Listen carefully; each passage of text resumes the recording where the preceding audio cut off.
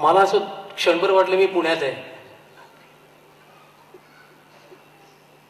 जेजेची संपन्न परंपरा जर का बघितली तर इथे सिंगापूर, सिलोन, मलेशिया, कराची, दक्षिण आफ्रिका, इंग्लंड, अमेरिका इथून विद्यार्थी येत असत.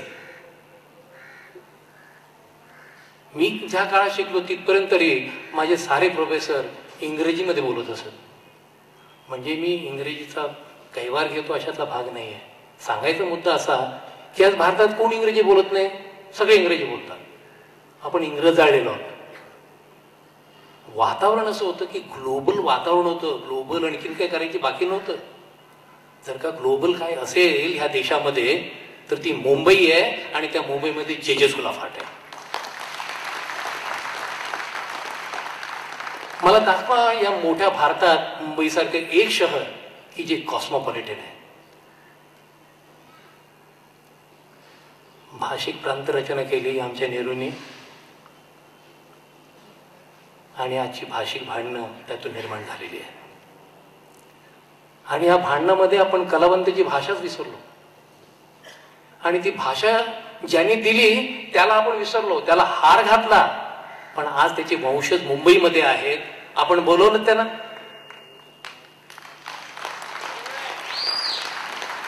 ते का नाही आले? मुंबईला सुद्धा 150 वर्ष झाली. त्याच्या समारंभाला प्रेसिडेंट अब्दुल जे कलाम आले. त्यांनी 5 कोटी रुपये दिले प्रेसिडेंट फंडातून.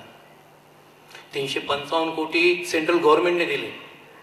जे स्कूलाफाट सुद्धा त्यात तेवढीच वर्ष झाली. काय दिलं? आम्हाला साधे आहे आमच्या डिपार्टमेंटचे सेक्रेटरी सुद्धा नाही मिळाले.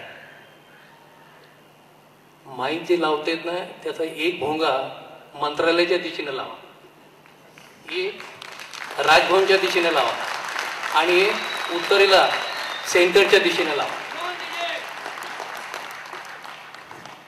आम्हाला भोंग्याची गरज नाही. परंतु ही दुर्दशा का? बाळापूरांनी फार ताकद दिली की त्यांना काहीतरी करून दाखवायचं आहे. पण बाळापुरे साहेब, मी तुम्हाला विचारतो, तुम्ही इथे किती दिवस राहणार आहे ते तुम्हाला माहिती आहे?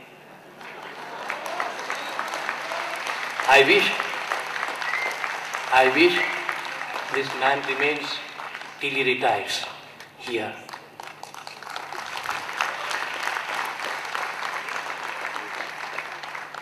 मी असंही ऐकलं की 100 एकर जागा जे स्कूलाफाटला देणार आहे गव्हर्नमेंट, किंवा ती मागणार आहे वगैरे काहीतरी अशी बातमी मी ऐकली. आपण विचार सुद्धा छोटाच करतो. आपण छोटी माणसं आणि छोटा विचार करतो. 100 एकरने काय होणार आहे? एक सिटी बसवता येईल. 8 सिटी एवढी जागा मागा.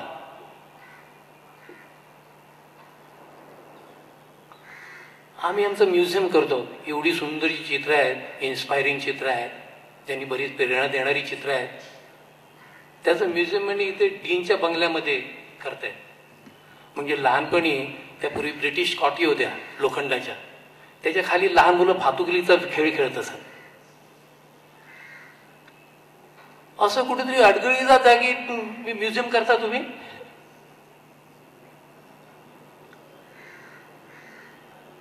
मंत्रालय मागा म्युझियमसाठी.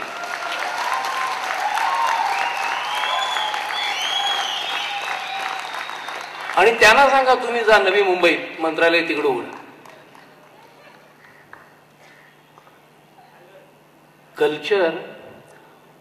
कल्चर आणि कल्चरल एज्युकेशन. आपल्याकडे कल्चरवर बोलणारे महान विद्वान आहेत लोक. कल्चरल एज्युकेशनच नाही. आमच्याकडे कलेचे एज्युकेशन नाही. एज्युकेशन नाही, कल्चर नाही. कलेचं कल्चर जे व्हायला लागतं, संस्कृती जी व्हायची ती नाही. वेस्टर्न कंट्रीमध्ये जशी ती संस्कृती आहे गेल्या 1000-1500 वर्षाची, अगदी त्यांच्याकडे इझमपासून, एका इझमपासून आताच्या इझमपर्यंत, इन्स्टॉलेशनपर्यंत लोक आलेले आहेत आणि अजूनही पुढे जातील. आमच्याकडे सगळं तुटक का? त्यांना आव्हान करायला लागलं आपण सगळे एक होऊया. आपण एक नाही. आपण फार मोठी स्लोगन देतो डायव्हर्सिटी आणि युनिटी. युनिटी इन डायव्हर्सिटी, ह्या दोन विरुद्ध गोष्टींना आपण एकत्र चिटकवतो, पण त्या आपल्या ठिकाणी आहेत वेगळ्या वेगळ्या. We are not united. ह्या भारतात इंडियन कोण असेल तर पारशी समुदाय. आपण, तुम्ही, आम्ही सगळे परके. ही माणसं संजाणला उतरली. संजाणच्या राजाला त्यांची भाषा येत नव्हती आणि त्या राजाची भाषा त्यांना येत नव्हती. त्यांनी व्हिज्युअल वापरलं. त्या राजाने एक दुधाचा ग्लास भरून ठेवला त्यांच्या समोर. त्या पारशी तत्ववेत्ता जो होता, गुरु होता, त्याने एक पिठी सागरीचं चिमूट टाकले त्याच्यात. 7 समुद्रापलीकडून आलेले लोक, त्याने सांगितलं की आम्ही या पिठी साखरेसारखे राहू इथे. आजपर्यंत ते तसेच आहेत, इतक्या गोडी गुलाबीने राहत आहेत. आणि त्यांनाही आमचे जमशेदजी भाऊ आहे, त्यांचा बाटलीचा धंदा होता, कारखाना होता किंवा काही बाटल्या विकत असत ते. त्यांनी अनेक प्रकारचे पारशांनी धंदे केले. त्या बाटल्या विकतो हे कॉन्ट्रीब्युशन नाही सांगितलं त्याने. त्यांचं कॉन्ट्रीब्युशन आपल्या समोर आहे. त्यांचं कॉन्ट्रीब्युशनमध्ये अनेक रोग्यांना बरं केलं जाते, ट्रीट केलं जाते. जे हॉस्पिटलमध्ये त्यांनी अनेक शाळा काढल्या. याला कॉन्ट्रीब्युशन म्हणतो. पेपर टाकला, केळी विकली, भाजी विकली, हे कॉन्ट्रीब्युशन होत नाही. हा पोटा पाण्याचा धंदा होता. हा मीडियोकर लोकांचा मार्ग आहे. आपण पारशांकडून काही घेतलं नाही आणि आपण फक्त जय महाराष्ट्र, जय हिंद, याच्या पलीकडे हिंदुस्थान म्हणजे काय, महाराष्ट्र म्हणजे काय. एका कवीने म्हटलेलं आहे, दगडांच्या देशा. आपण खरोखरच दगड राहिलो. देश नावाची जी कल्पना आहे, त्या देशाविषयी आपल्याला कितीचं प्रेम आहे. का नाही ह्या देशात फक्त इंडियन्स, का वेगवेगळे लोक आहोत आपण. त्याचं कारण असं आहे की आपल्याला आपल्या जीवनामध्ये जी परंपरेने आलेली मूल्य आहेत ना, त्या मूल्यांचा विसर पडलेला आहे. आपल्याला किंमत कळायला लागलेली.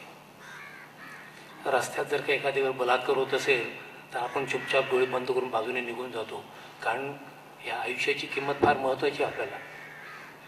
त्या मुलीचा जीव वाचवणं हे मूल्य आपल्याला तेवढंसं पटत नाही. माझा जीव गेला तर